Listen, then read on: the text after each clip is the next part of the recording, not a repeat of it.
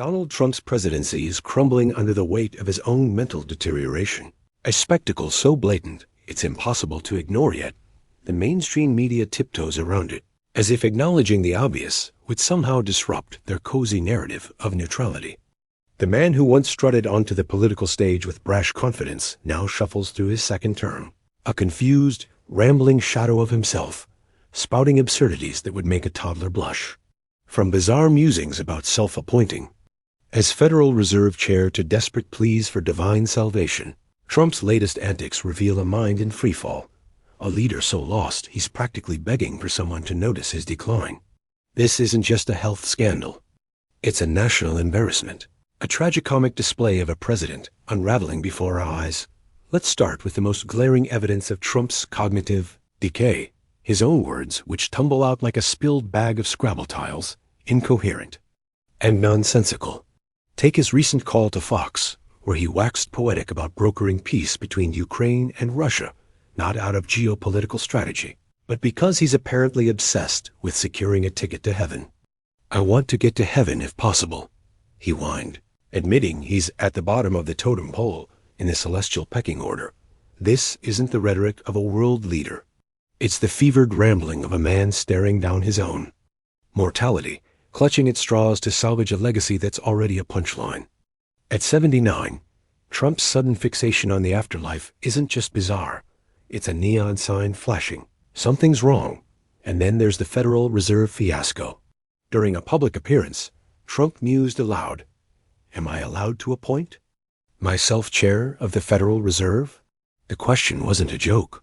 It was a genuine, head-scratching moment of confusion from the man who seems to have forgotten the basic mechanics of governance. Imagine the headlines if Joe Biden had uttered such a thing, front-page editorials screaming, "Dementia," and cable news panels dissecting every syllable. Yet with Trump, the media shrugs, as if this is just another day in the circus. The bar for Trump's competence is buried so deep, it's practically in the Earth's core. And still, he manages to limbo under it. The mainstream media's reluctance to call out Trump's decline isn't just journalistic cowardice. It's a betrayal of the public. Lawrence O'Donnell, one of the few voices willing to speak truth to power, nailed it when he said Trump's mental decline is more and more obvious, but starts from such a low level of mental processing power that it's hard to track. It's like watching a car with 3 wheels careening downhill. There's no baseline of stability to compare it to. O'Donnell's point is brutal but undeniable. Trump's baseline stupidity makes his descent into incoherence less shocking, but no less dangerous.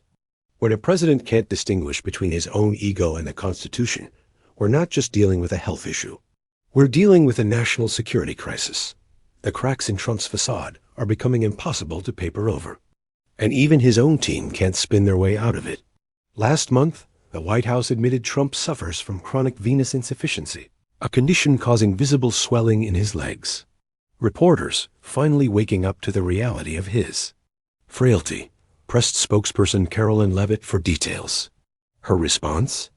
A masterclass in deflection, claiming Trump is working around the clock, literally 24/7, as if physical stamina somehow negates a mind that's misfiring like a damp firecracker. When asked if Trump's physician could speak directly to the press, Leavitt demurred, promising to look into it while offering nothing but platitudes about transparency. This White House, she claimed, has nothing to hide. Sure, and I'm the next chair of the Federal Reserve. The truth is, Trump's physical ailments are just the tip of the iceberg. His cognitive missteps are far more alarming. Last week, he struggled to walk in a straight line before greeting Vladimir Putin, looking more like a man lost in a parking lot than a commander-in-chief. At a White House meeting, he failed to recognize the Finnish president sitting right in front of him, a diplomatic blunder that would have been front-page news if it involved anyone else. These aren't isolated incidents. They're part of a pattern of confusion and disorientation that's becoming impossible to ignore. The Lincoln Project, a group of anti-Trump Republicans, summed it up bluntly. His health can't be right if heaven is top of mind for him. When even your own party is whispering about your mental state, you know you're in trouble. Trump's obsession with his legacy only underscores his desperation. He's been posting pictures of himself on a fictional $1,000 bill, dreaming of Mount Rushmore and Nobel Prizes while the country watches him stumble. This is a man who knows the end is near, not just of his presidency, but of his grip on reality. His sudden turn to religion, invoking God at every turn, feels less like faith and more like a panicked attempt to hedge his bets. After announcing U.S. strikes on Iranian nuclear facilities, he rambled, "We love you, God, and we love our great military. God bless the Middle East. God bless Israel. God bless America." It's not piety. It's a man shouting into the void, hoping anyone will throw him a lifeline. If Trump's cognitive decline is the headline, his entanglement in the Jeffrey Epstein scandal is the subtext that could sink him. For years, Trump campaigned on promises to expose the truth about Epstein, dangling the prospect of transparency to rile up his base. Yet now, as Congress demands the release of Epstein's files, Trump's team is scrambling to deflect. Representative Jasmine Crockett, a rising star in the Democratic Party, has been relentless in calling out this hypocrisy. "The people are zoned in and wanting to know what is in them," she said, pointing out that Trump's failure to deliver on this promise is a betrayal of his own supporters.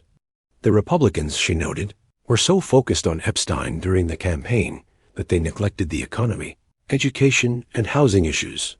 Democrats championed to better the lives of Americans. The Epstein Files are a ticking time bomb for Trump.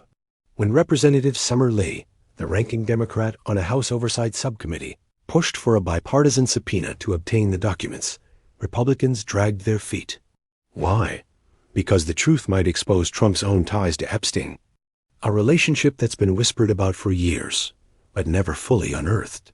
The Department of Justice, predictably, is stonewalling, and Crockett is already bracing for their list of excuses. This isn't transparency. It's a cover-up dressed up as incompetence. Trump's desperation to distract from this scandal, whether through inflammatory rhetoric or bizarre religious outbursts, only highlights his guilt. A man with nothing to hide doesn't spend his days dodging questions and praying for divine intervention, as if Trump's health and scandals weren't enough. The political landscape is shifting under his feet. The upcoming midterms are shaping up to be a blue wave that could dwarf 2018, effectively neutering his presidency. Trump knows it, and the panic is palpable. His attempts to manipulate the electoral map, particularly in states like Texas, where Republicans are pushing a nakedly partisan mid-decade redistricting plan, reek of desperation. Democratic state legislator Nicole Collier's defiance, sleeping in the state capitol to protest this unconstitutional power grab, is a symbol of resistance against Trump's authoritarian tactics. Meanwhile, Texas Attorney General Ken Paxton, a Trump ally under federal investigation and impeached by his own party, remains untouched, a stark reminder of the lawlessness that defines this administration. Trump's obsession with staying in power, whether through a third term, a dictatorship, or a statue in his own honor, reveals a man who sees the walls closing in.